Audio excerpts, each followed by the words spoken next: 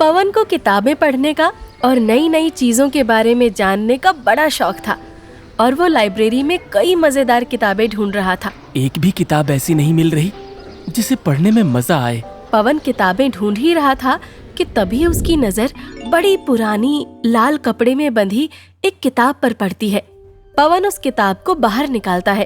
अरे, ये किताब ऐसे कपड़े में क्यों बंधी हुई है? पवन उस किताब को कपड़े से बाहर निकालता है। ये कौन सी किताब है? जंगल का विचित्र खजाना? पवन उस किताब को खोलता है तो उसमें एक नक्शा मिलता है। अरे, इसमें तो नक्शा भी है। पवन उस नक्शे को खोलकर देखता है तो उसमें एक जंगल के रास्ते की जानकारी होती है, जिसमें एक गुफा के अंदर छिपा हुआ होता है खजाना। लेकिन रास्ते में कई रहस्यमयी चीजें दिखाई दे रही थी, जैसे बोलने वाला जानवर, उड़ते पत्थर, जादुई झील और उल्टी दुनिया। अगर ये सच है तो मुझे ढूंढना ही होगा, पर मैं वहां जाऊंगा कैसे और किसके साथ? अगले दिन पवन अपने सभी दोस्तों को बुलाता है और सबको जंगल के विचित्र खजाने के बारे में बताता है। कोई पवन की बात पर यकीन नहीं करता, पर जब पवन सबको वो किताब और नक्शा दिखाता है तब सबको उसकी बात पर यकीन हो जाता है। भूत प्रेत ना हो तो मैं चल दूंगा। अगर मुझे सच में वहाँ बोलने वाले जानवर मिल जाएं तो मजा आ जाएगा। मैं उनका इंटरव्यू लूंगी। अरे, तुम दोनों को मजाक सूझ रहा है, पर सोचो, अगर हमें वो खजाना मिल जाए तो हमारे मजे ही मजे हैं ना। बात तो सही है। चलो कल ही उस खजाने को खोजने के लिए निकल पड़ते हैं। 4 लोगों की टीम बन जाती है। साइकिल, एक नक्शा और ढेर सारा उत्साह लेकर चारों जंगल की ओर निकल पड़ते हैं। रास्ता काफी लंबा होता है और जंगल तक पहुंचते पहुंचते रात हो जाती है, पर आखिरकार वो जंगल तक पहुंच ही जाते हैं। जंगल तो आ गया। अब मैं नक्शा निकाल कर देखता हूँ कि हमें किस दिशा में जाना है। नक्शा देखकर सब एक रास्ता चुनते हैं और उस पर निकल पड़ते हैं। रास्ता काफी पथरीला और ऊबड़ खाबड़ होता है, इसलिए वो अपनी अपनी साइकिल को वहीं छोड़ देते हैं। हर तरफ पेड़ों की फुसफुसाहट, अजीब अजीब पक्षियों की आवाजें और कहीं दूर से अचानक एक रहस्यमय हंसी सुनाई देती है। अरे, ये कैसी आवाजें आ रही हैं? आखिर ये हंसी किसकी हो सकती है? कहीं कोई चुड़ैल तो नहीं है ना? मुझे बहुत डर लग रहा है। नहीं, यहाँ लिखा है पहली परीक्षा, हंसते हुए पत्थर। अगर तुम डर गए तो तुम्हारा रास्ता बदल जाएगा। और तभी सामने आते हैं कुछ अजीब पत्थर जो सच में हंस रहे होते हैं। उनकी आंखें चमक रही होती हैं और वो गोल गोल घूम रहे होते हैं। डर के भागोगे तो खो जाओगे, हंसी में साथ दो तो रहस्य पाओगे। मैं तो हंस रहा हूँ। देखो, मैं हंस रहा हूँ। और मैं भी। चारों जोर जोर से हंसने लगते हैं और तभी पत्थर एक एक करके रास्ते से हटते जाते हैं। चारों दोस्त जैसे ही पत्थरों को पार करते हैं वो एक रहस्यमयी झील के किनारे पहुंच जाते हैं। झील का पानी हल्की हरी रोशनी से चमक रहा होता है और उसकी सतह पर बादल तैर रहे होते हैं। ये पानी इतना चमक क्यों रहा है? और देखो ना, इस पर ऐसा लग रहा है जैसे बादल तैर रहे हों। यहाँ लिखा है भूतिया झील। इसकी सतह पर बिना डरे चलोगे तो झील पार कर पाओगे, और अगर डर कर चले तो अंदर खींच लिए जाओगे। भाई, मुझे तो पहले ही डर लग रहा है। बस आंखें बंद करके चलते रहो और नीचे मत देखना। नहीं, यहाँ साफ लिखा है सच का सामना आंख खोल कर करना होगा। झील में झांक कर चलना जरूरी है। हे भगवान, ये क्या मुसीबत है? चारों एक एक कर झील के ऊपर तैरते बादलों पर चलने लगते हैं और झांकते हुए उसे पार करने लगते हैं।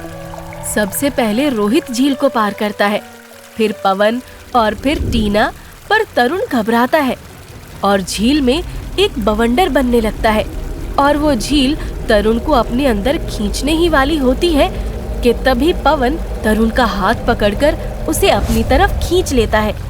तुम्हारा बहुत बहुत शुक्रिया। आज तुमने मुझे बचा लिया दोस्त। कोई नहीं, अब आगे बढ़ते हैं, वो भी बिन डरे। आगे चलकर टीना को एक अंधेरी गुफा दिखती है जिसमें वो अकेली रह जाती है। तरुण को दिखता है उसका घर जल रहा है। रोहित को दिखता है कि उसके पीछे एक भयानक भूत पड़ा है और पवन को वो किताब जलती हुई दिखती है। लेकिन तभी पवन जोर से बोलता है, ये सब असली नहीं है, ये सब हमें भ्रम में डालने के लिए है। चारों एक दूसरे का हाथ पकड़ लो और आगे बढ़ो। तो अब ये है अगला पड़ाव। उल्टी गुफा, जहाँ चीजें वैसी नहीं होती जैसी दिखती हैं।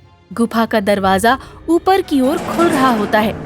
दीवारों पर पानी ऊपर चढ़ रहा होता है और नीचे आग जल रही होती है, पर वो आग जलाती नहीं बल्कि बर्फ जैसी ठंडी होती है। अरे ये तो सच में उल्टी गुफा है। देखो, दीवारों पर पानी ऊपर की ओर बह रहा है और ये आग बिल्कुल ठंडी है। अरे सच में, ये तो बर्फ जैसी ठंडी है। अब हमें क्या करना है?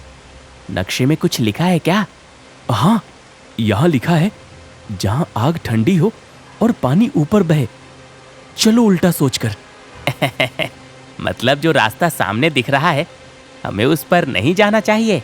हाँ, शायद हमें उल्टे कदमों से चलना है, यानी पीछे की ओर। हाँ, और शायद हर चीज को उल्टा सोचकर। चारों उल्टा सोचकर पीछे बढ़ते हैं। तभी उनको 2 दरवाजे दिखते हैं, एक बंद और एक खुला। मिल गया दरवाजा, चलो अंदर। नहीं, हमें इस बंद दरवाजे में जाना होगा। यहाँ सब उल्टा करना है। सब दोस्त बंद दरवाजे को खुला समझकर उसे पार कर जाते हैं और दरवाजे के पीछे एक बड़ी सी गोल जगह होती है। चारों ओर चमकते हुए पत्थर, हवा में उड़ते पत्ते और बीच में चमकता हुआ संदूक। लगता है हम खजाने के पास पहुंच गए हैं। अरे वाह, हमने कर दिखाया। चलो अब जल्दी से खजाना उठाते हैं। जैसे ही वो दोस्त खजाने के पास जाते हैं, एक तेज गड़गड़ाहट होती है और सामने प्रकट होता है एक चमकीला, लंबा, पतला, बोलता हुआ सांप जो सोने जैसा चमक रहा होता है। तुम यहाँ तक तो पहुँच गए, पर इतना आसान नहीं है ये खजाना पाना। बोलता हुआ जानवर? हाँ, और खजाने को पाने का हक बस किसी एक का होगा, और वो जो सबसे बुद्धिमान, सबसे बहादुर, सबसे नेक, सच्चा और ईमानदार होगा। चारों दोस्त एक दूसरे की तरफ देखने लगते हैं। बुद्धिमान तो पवन है, और बहादुर भी। अगर उसने मुझे और तरुण को ना बचाया होता तो मैं आज यहाँ ना होता। नहीं, इस खजाने पर हक मेरा नहीं, हम सबका है, क्योंकि हम सबने मिलकर इसे पाया है। अगर कोई एक भी साथ ना होता तो हम यहाँ तक नहीं पहुँच पाते। नहीं, इस पर तुम्हारा हक है। अगर ये खजाना बस किसी एक को ही मिलना है तो मुझे नहीं चाहिए ऐसा खजाना। इसे तुम तीनों में से कोई भी ले लो। नहीं नहीं, मैं अपने दोस्तों की मेहनत का फल कैसे ले सकती हूँ? मैं तो यहाँ खजाने की लालच में आया ही नहीं था। चलो सब वापस चलते हैं। हमने आज बहुत कुछ देखा और वो खजाने से कम नहीं था। सब दोस्त बिना खजाना लिए वापस जाने लगते हैं। सांप उनको देखकर मुस्कुराता है और बोलता है, रुको, तुम सभी इस खजाने के लायक हो और तभी यहाँ हो, और आखिर में तुमने अपनी दोस्ती को खजाने से ऊपर रखा। ये देखकर मुझे बड़ी खुशी हुई। आ जाओ और ले जाओ ये संदूक। क्या सच में? हाँ। सांप वहाँ से रेंगता हुआ एक तरफ हो जाता है और अब खजाने से भरा संदूक उनके सामने रखा होता है। संदूक की चमक बहुत तेज होती है। चारों दोस्त उस संदूक को देखते हैं तो उसमें निकलते हैं चमचमाते हुए सिक्के और हीरे जवाहरात। इतना सारा खजाना, मुझे तो अपनी आंखों पर यकीन ही नहीं हो रहा। मुझे भी। तभी सामने एक रास्ता खुल जाता है जो सीधा उनके घर की तरफ जाता है। बधाई हो, तुमने खजाना पा लिया है। ये रास्ता तुम्हारे घर की ओर जाता है। तुम सबको अलविदा। तुम सब बहुत बहादुर और नेक दिल हो, इसलिए इस खजाने का इस्तेमाल सही तरह से करना। सब लोग उस रास्ते से घर वापस आ जाते हैं। हमारे पास इतना सारा खजाना है, अब हम इसका करेंगे क्या?